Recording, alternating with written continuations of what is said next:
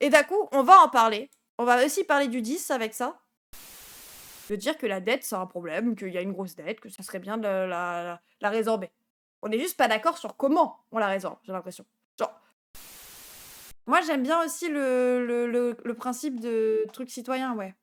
Comme il y avait eu pour le climat, de convention citoyenne, comme il y avait eu pour le climat, comme il y avait eu pour l'euthanasie, la loi fin de vie. Mais bah, c'est des trucs qui sont pas respectés, pourtant tu as tout le monde qui se met d'accord, après avoir étudié le truc, quoi. Sauf, moi, les gens, je suis pas forcément d'accord.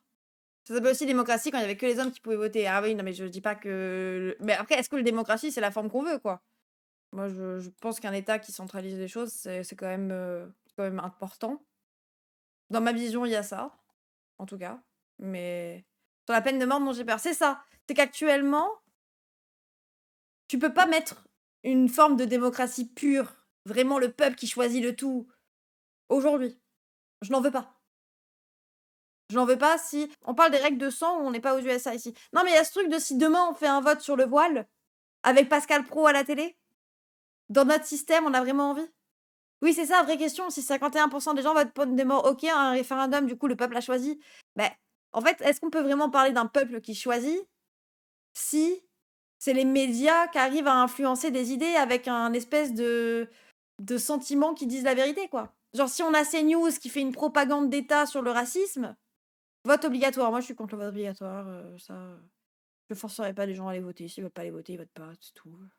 Bon, je préfère que des gens qui veulent pas aller voter, ils votent pas, point. Oh là là! Pour ça qu'il faut déjà un peuple éclairé. Bah oui, c'est ça, il faut quand même réformer les médias et cetera. C'est pour ça que moi, tout passe par 5 ans de dictature mélenchoniste. Allez hop, ratio. Un vote aveugle a le même poids qu'un vote éclairé. Bah oui, c'est ça le truc. C'est dire à quel point on en est loin. Bah oui, c'est pour ça que je vous dis 5 ans de faut commencer par décentraliser le pouvoir. C'est pour ça qu'il faut commencer par avoir le pouvoir. L'amende les fera réfléchir à aller voter. Mais hé! Moi je ne force pas les gens, d'accord? Palantir le Sauron. Tu feras ce que tu veux dans ta petite dictature où tu mets des amendes aux gens parce ils ont pas envie de s'intéresser à la politique parce que même si ça les concerne, ils ont passé 35 heures à l'usine toute la semaine et que la politique ça les fait chier. Bah, je préfère ne pas le faire. Voilà, vraiment. La démocratie, c'est pas juste du vote, c'est des institutions qui la permettent, donc des médias indépendants. Des médias indépendants, une éducation populaire, un moyen d'avoir une indépendance des consciences, en voyant tous les points de vue à l'école, et cetera, quoi.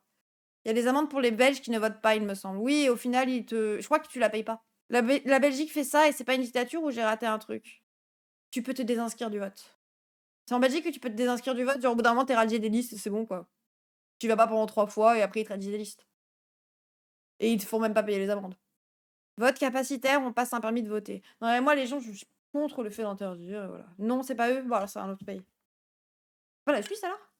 Oui, en plus, c'est balèque, hein. Si tu vas forcer les gens, qu'est-ce qu'on sait qu'ils vont pas aller voter raciste sans avoir lu le programme, quoi.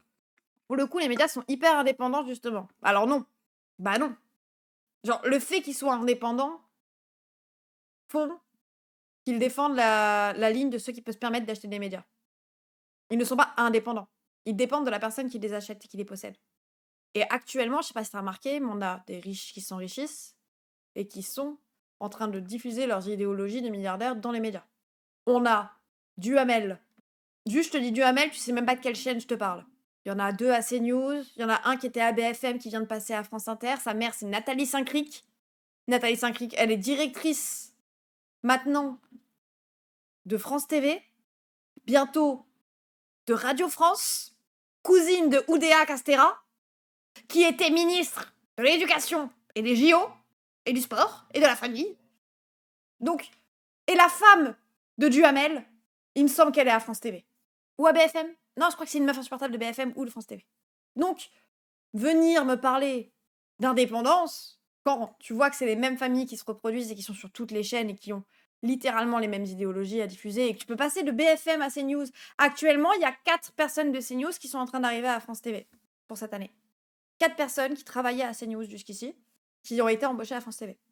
Bon, indépendance, liberté de ton, je sais pas s'il y a pas plutôt un problème de tous les milliardaires ont les je peux pas vous dire c'est lesquels, mais CNews d'extrême droite, on est tous d'accord. Oui, les milliardaires sont d'extrême droite parce qu'ils profitent du libéralisme. Bravo. Le libéralisme et le capitalisme se basent sur le colonialisme et sur le racisme.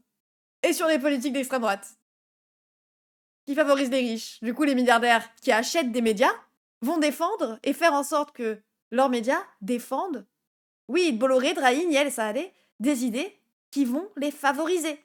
Et du coup, si tous les milliardaires possèdent les médias comme on a actuellement, oui, concentrez-vous, c'est logique, hein. C'est des milliardaires qui possèdent tous les médias de gauche, définis médias de gauche, hein.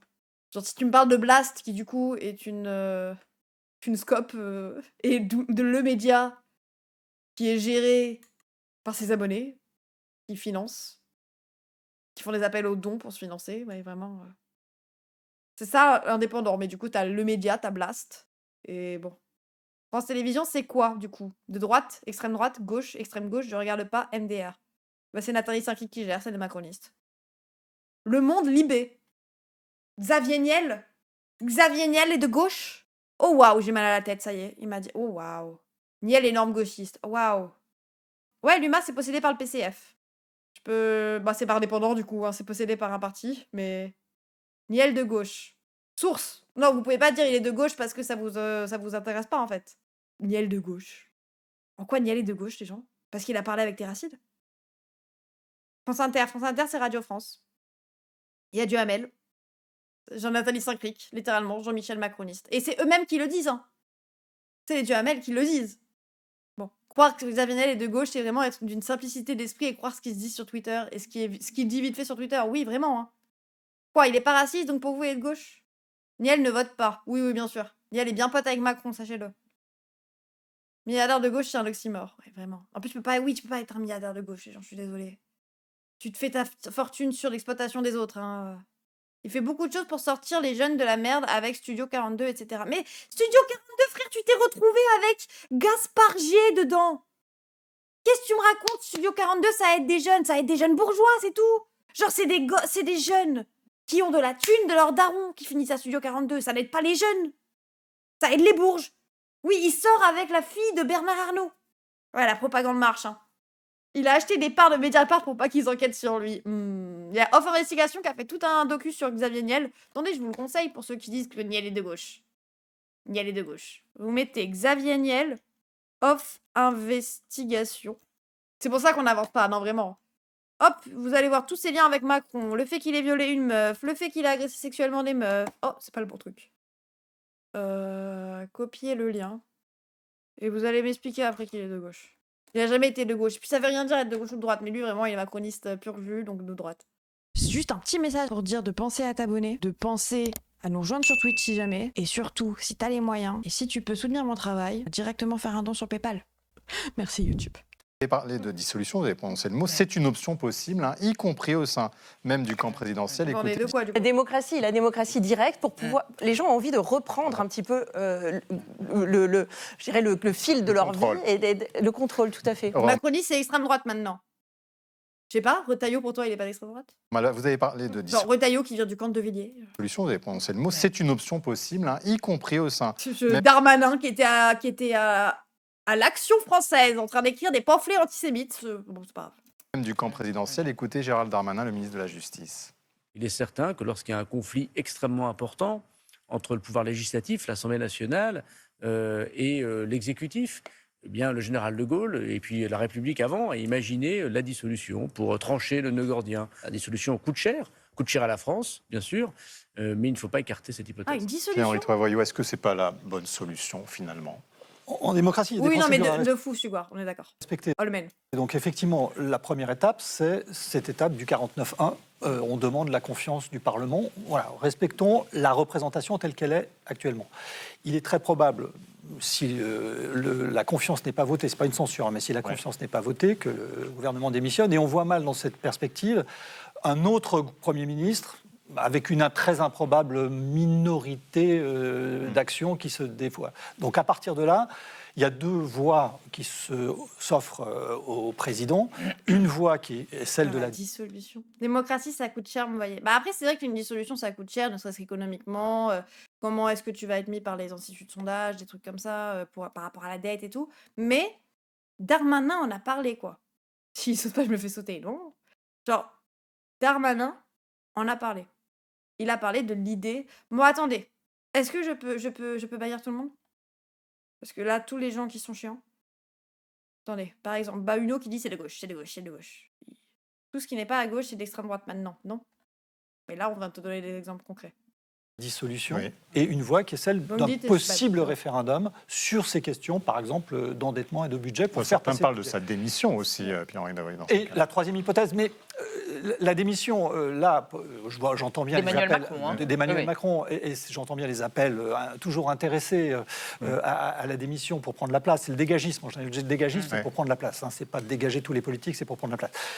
Cette question-là est pas du tout sur le plan des institutions, dans l'esprit des institutions. Mais en même- Et par ailleurs, c'est un risque, là, pour le coup, de chaos et de crise institutionnelle qui est Et en en même effet temps, très grave. François Boulot, Oh, le c'est- chaos, putain, on en revient là, au chaos et la crise institutionnelle. La droite existe de vive main, par exemple, oui, mais c'est juste que de plus en plus, elle tend à s'extrémiser, quoi. Mais, enfin, la menace du chaos, je commence à en avoir marre aussi. Mais est-ce que vous y croyez, vous, à cette dissolution?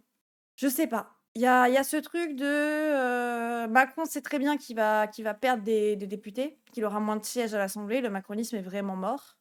Pas trop, oui, mais pour mettre qui? Non, dissolution. Pas destitution ni démission, dissolution. Toute l'Assemblée nationale qui saute. J'y crois zéro à la dissolution. Bah, déjà, ça fait depuis du coup le 15 juillet, je crois, que le cool-down de Macron pour dissoudre a été. De Gaulle a bien démissionné. Oui, De Gaulle avait démissionné parce qu'il savait, parce qu'il l'a eu, parce que son Assemblée nationale était minoritaire, quoi. Il n'avait pas la majorité au Parlement. Trop tôt et ça renforce la gauche. Oula, pas sûr. J'y crois pas, perso, non.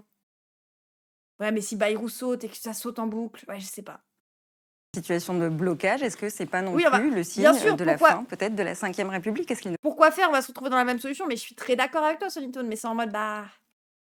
Enfin, qu'est-ce qui reste à Macron comme choix? À part la démission, mais je le vois très mal démissionner, moi.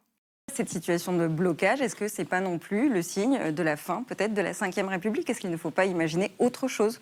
Déjà, je voudrais rejoindre l'analyse de Marcel Gauchet, qui disait qu'en fait, depuis 2005, ou plutôt depuis 2008, on est sorti de la Ve République, en tout cas dans son esprit. Parce que le vote du référendum de 2005 avait été nié par le traité de Lisbonne en 2008, et ça a créé une cassure. Où à ce Une moment-là, défiance, vous Eh oui, pensez une que défiance, la parce que- défiance originelle Eh oui, vient bah- de 2005 et Eh de oui, ce... absolument, parce ce qu'à ce point de moment-là, vue la classe français dirigeante, nié. en gros, a envoyé le message au peuple français de dire on va gouverner sans vous, et voir peut-être Oui, la dernière fois, il a tenté le coup pour laisser le pouvoir au FN, il est capable de retenter le coup, il est assez vicieux pour ça. Ouais, c'est ce que je me dis aussi. Salut Spartacus.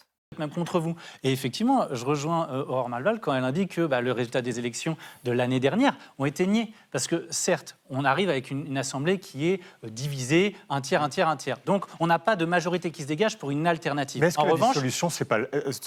pour répondre à ce que Oui, dit François Bayrou, c'est le chaos. Il dit Oui, voilà, la suite, c'est le chaos. Qu'est-ce que vous répondez Mais à c'est ça? déjà le chaos, j'ai l'impression. Au bout d'un moment, qu'est-ce qui pourrait être pire?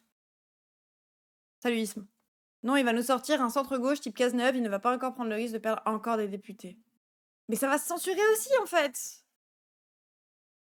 Centre-gauche type Cazeneuve, ouais, il y aura peut-être le PS qui va pas voter, mais là, tu rajoutes tout LR. Attendez, en fait, on va faire un test de majorité, là. Qui est-ce qui censurerait Cazeneuve? Moi, je pense que tu mets RN, droite républicaine, LFI, NFP, l'Union pour la droite républicaine, donc tout le LR. Allez, c'est tout. Ah putain, ouais. J'ai laissé les macronistes, Lyot, les communistes, les démocrates, Horizon, etc., et les socialistes. Bah, ELV et PCF. Ouais, non, je les ai pas mis, ELV et PCF. Cazeneuve, il passe. Allez, il suffirait d'un Lyot, je crois. Hein. Ok. Non, même pas. Dans le PR, ouais, mais ça, on l'a... Des horizons? Ah ouais. Ouais, il s'agirait qu'il n'y en ait pas beaucoup qui décident juste de ne pas être alignés. Ah, en vrai, ça... Cazeneuve voulait pas y aller. Ouais, je pense que Cazeneuve, il disait ça parce que personne lui a proposé, surtout. On doit faire confiance au RN. Bah, bien sûr que le RN va censurer Cazeneuve, par contre. C'est la loi du droit de tuer sur les délits de fuite, faut pas oublier. Ah, mais c'est pour ça que j'ai mis à la fille, hein, parce que j'ai pas de doute sur la fille. On est bien d'accord qu'en cas de censure du budget, le gouvernement peut faire le choix de reconduire le budget de l'année précédente et que des aides publiques, qu'elles soient reconduites.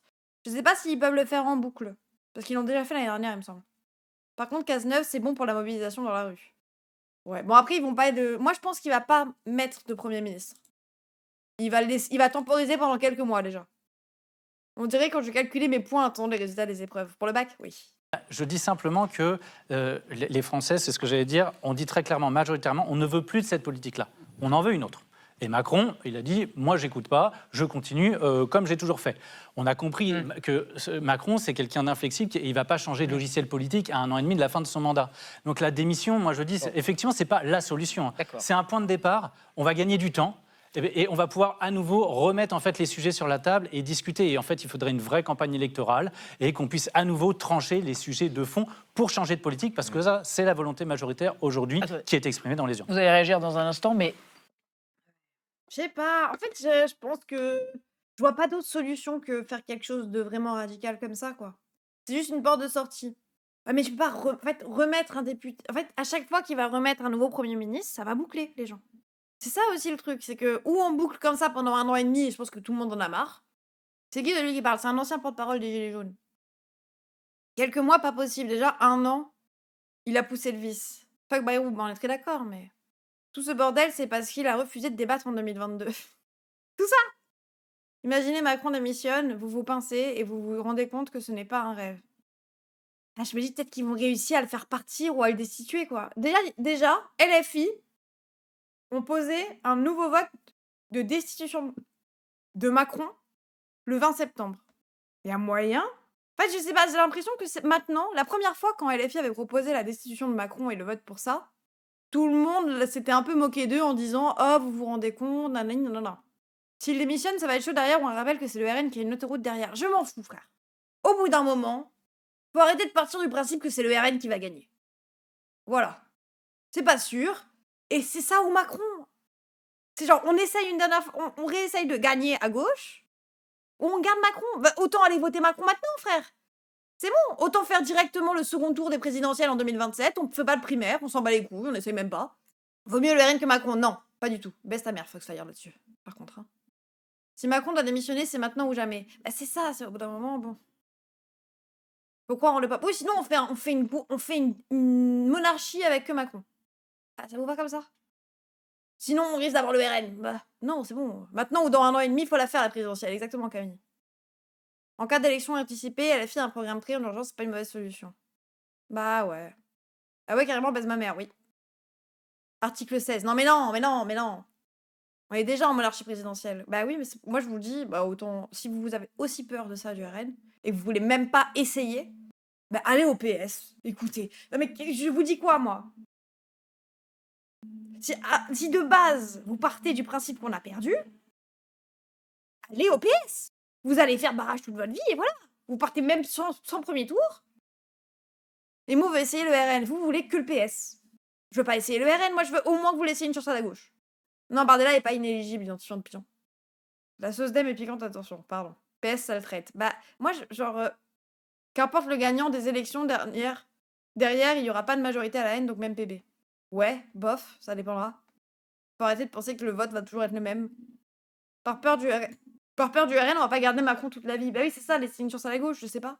1 an et demi d'un PM du RN, avant les prochaines présidentielles, on a l'opportunité de montrer aux Français que leur programme tient pas la route. Alors les gens, la pensée accélérationniste peut paraître tentante parfois. Mais ça ne marche pas comme ça. Malheureusement, 1 an et demi déjà, ça ne suffira pas pour dégoûter les gens ou je sais pas quoi. Et surtout, quand vous donnez un peu de pouvoir au RN ou à l'extrême droite, c'est pas un pouvoir que vous allez récupérer derrière. Hein, il y a souvent la même logique qui revient chez les accélérationnistes quand on s'approche de présidentielle, de dire c'est mieux de voter l'extrême droite, comme ça va dégoûter les gens, et après ils vont comprendre qu'il leur faut la gauche. Quand le dé s'installe, elle y reste, exactement. Trump a été élu 2 fois, ça fonctionne pas trop. Oui, en plus. Donc ça se trouve, au bout d'1 an et demi, la destitution, c'est de l'accélérationnisme ou pas? Vous avez 2 heures. Bah non, moi je trouve pas. C'est au contraire essayer de réessayer la gauche. En fait, au bout d'un moment, la dissolution... Enfin, oui, la destitution, ça sera dans 1 an et demi, sinon. Hein. C'est juste accélérer de 1 an et demi une élection, pas accélérationnisme vers l'extrême droite. On a déjà vu avec les campagnes électorales qui n'ont aucun programme, mais ils ont continué à monter. Mais je dis pas le contraire, les gens. C'est juste, c'est pas très conscient, quoi. L'extrême droite, ça prend le pouvoir et ça la rend pas. Et au pire, au bout d'1 an et demi, le RN diront non, mais parce qu'il y avait Macron. Il nous a un peu empêchés, quoi. Et les électeurs y croient, c'est bon, ils étaient d'accord pour voter pour des personnes qui avaient pas de campagne. Ils ont été votés pour des députés qui n'existaient pas, genre. Ma théorie du complot, c'est que Brigitte est la fille de Manu. On est tous floutés. Ça n'a aucun sens. On a jamais essayé le NPA. Bah oui, je suis d'accord. Hein. Ouais. Être Premier ministre dans ce contexte, c'est un suicide. Ouais, mais il y en a qui jouent leur seul moment médiatique. Hein. Bayrou, tu en entendras plus trop parler. Hein. Politique, parce que ça, c'est la volonté majoritaire Au moins, il a brillé. aujourd'hui qui est exprimée dans les urnes. Vous allez réagir dans un instant, mais pour vous soumettre du grain à moudre, on se concentre sur le référendum. Est-ce que ça peut être un outil pour réparer la démocratie? Une archive qui remonte, vous vous en doutez évidemment, à 1969. C'est ce qu'avait choisi le général de Gaulle. On est en avril. Votre réponse va engager le destin de la France parce que si je suis désavoué par une majorité d'entre vous, Qu'il est vieux. solennellement Ah, mais frère, il était cacochime. sur ce Mais ils savaient même pas le 1.5 à l'époque. sujet capital, ma tâche actuelle de chef de l'État deviendra évidemment impossible. Oh, ça devait être insupportable à regarder. T'étais en mode parle plus vite, mon ref. Je t'en supplie. S'il te plaît. La patience des anciens. Ah, vraiment, ils avaient la foi. Hein. Pire que Bayrou, ouais. Et je cesserai Kagoshima. aussitôt d'exercer mes fonctions. Après ça, Bolzi quand même. Ouais, il n'y avait pas le x2 à l'époque. Hein. Ils n'avaient pas le choix. Laurent Et Malval. après, j'aimerais bien que Macron il fasse ça. Mais sur quoi il ferait un référendum? Parce qu'il y a cette question qui se pose aussi. Ça se trouve, Macron va faire un référendum. Il y a des gens qui disent, ça se trouve, il va faire un référendum sur une 6ème République. Je crois que c'était les anciens qui étaient patients ou les jeunes d'aujourd'hui qui se sont tiktokisés. Bah non, c'est juste qu'on a plus de choses à faire, du coup on veut aller vite. Vouloir aller vite, c'est pas ne pas prendre le temps de faire les choses, les gens. C'est qu'on vit dans un truc où faut que tu travailles, il faut que tu apprennes plein de choses, etc. On n'a plus le temps, juste on n'a plus le temps. À l'époque, ils l'avaient déjà pas, hein, je vous rassure. Oui, flemme, c'est bon, oui. Il va falloir qu'on fasse une 7ème République. Bah après, ouais, c'est la 6ème de Macron, j'ai pas trop envie. Hein. Bonne manière de niquer la gauche. En plus, surtout que une 6ème République, mais oui, bien sûr. Bah, vous avez pas remarqué, ils sont tous en train d'en parler? Un référendum sur l'interdiction de la gauche, la limite. Non mais attendez, même Glucksmann, les gens, a dit qu'il fallait une 6ème République, là. En fait, le problème, c'est qu'on sait juste pas sur quoi ils vont le faire.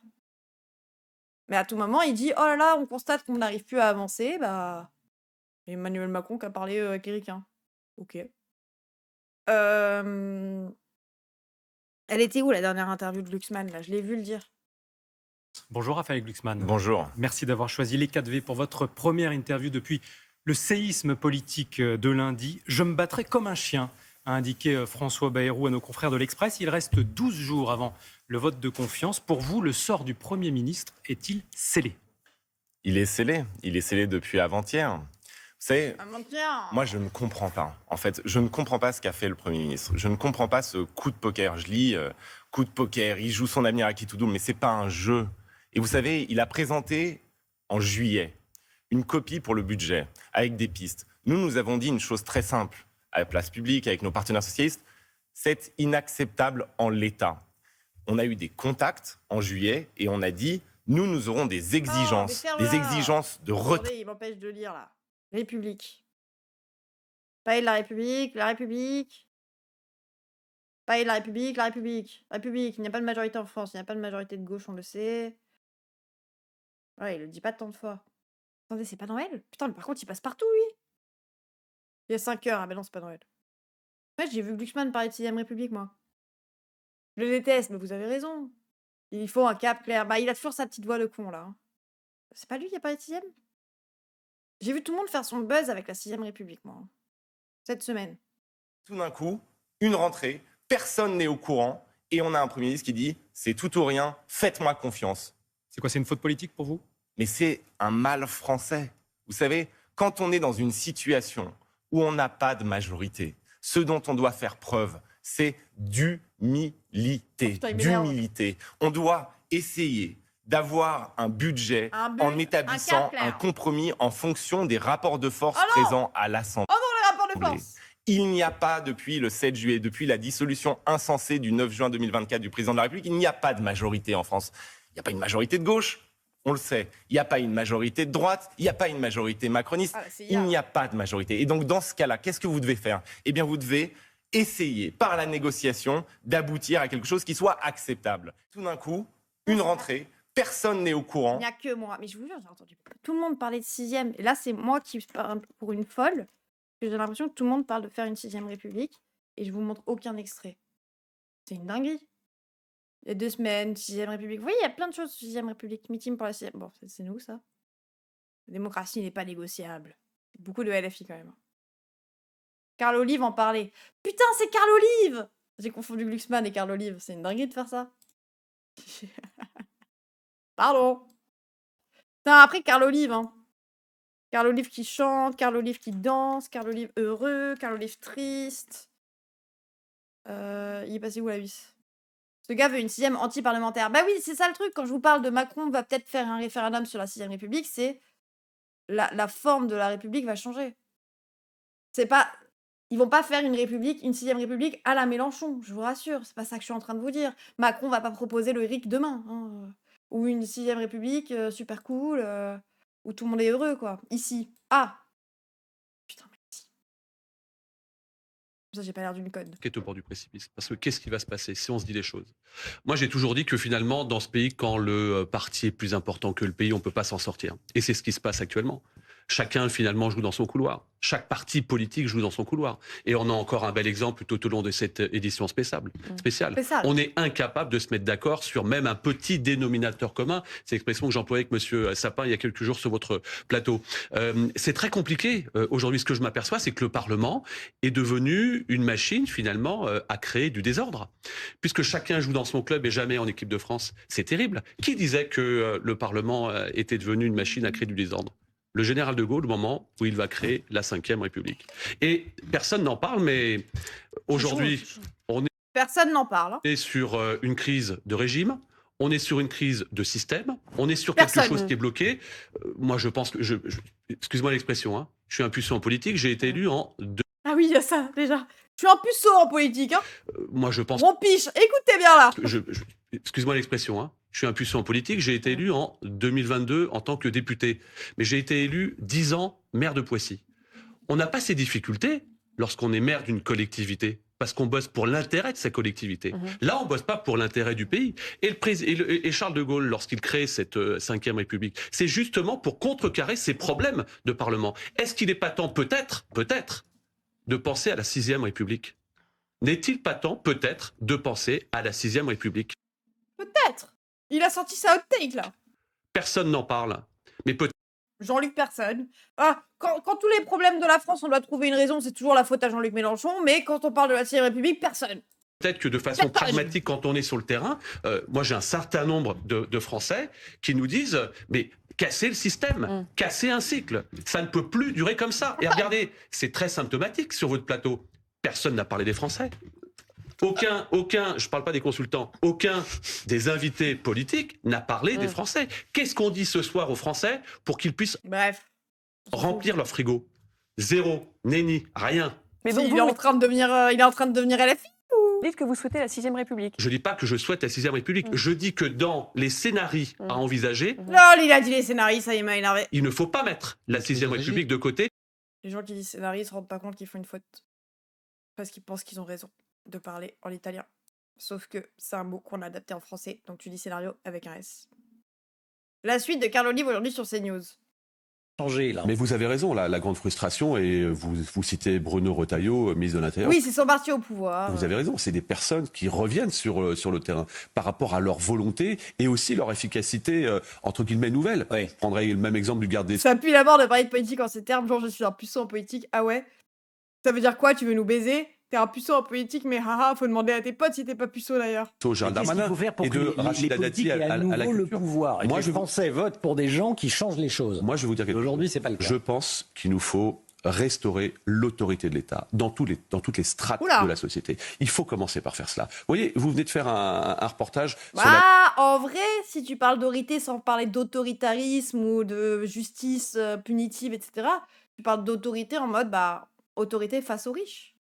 Facho, ça, c'est un macroniste. Allemagne, qui remet en place le service militaire. Oui. Le service militaire. J'ai rien dit. C'était un grand bastion de la mixité sociale. C'était l'apprentissage des règles. Que vous soyez black, blanc, beurre, jaune, vert, petit, grand. Quoi?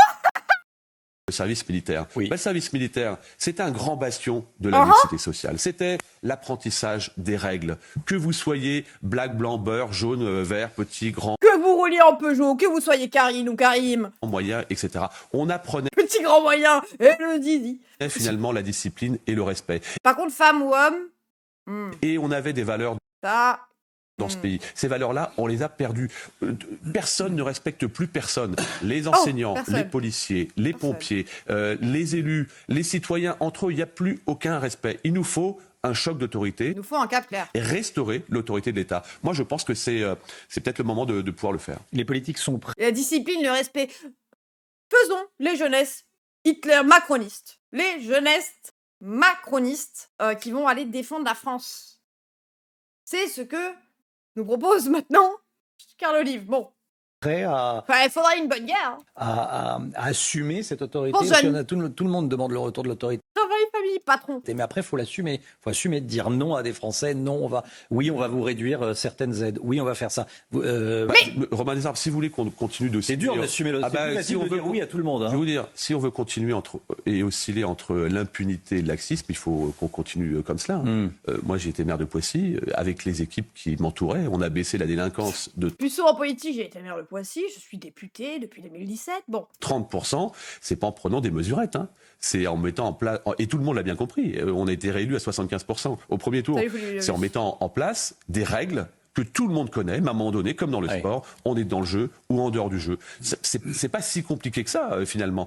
Quand on met en place un pouvoir d'achat citoyen où vous permettez à des jeunes entre 12 et 17 ans de bénéficier de réductions de 30 € pour les sports, de 50 € pour la culture, mais dans le pendant, c'est d'avoir un comportement citoyen. C'est pas grand-chose. Et donc, à 2h du matin... Mais attends, mais comment on définit un comportement citoyen? On peut le faire tous ensemble? Genre, la fraude fiscale, c'est citoyen? Hein Bernard? Allez, Bullier! Est-ce que la fraude fiscale, c'est citoyen? Bon.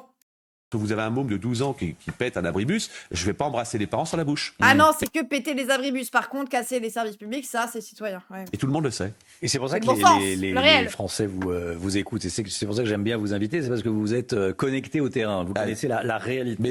C'est le terrain, le réel, bien évidemment. Pensez aux familles des abribus. Ah bah attendez, casser les services publics, ça, c'est ok. Mais casser les abribus, dangereux. En fait, tout ce que le peuple peut faire, c'est ok, mais ce que peut faire l'État, non.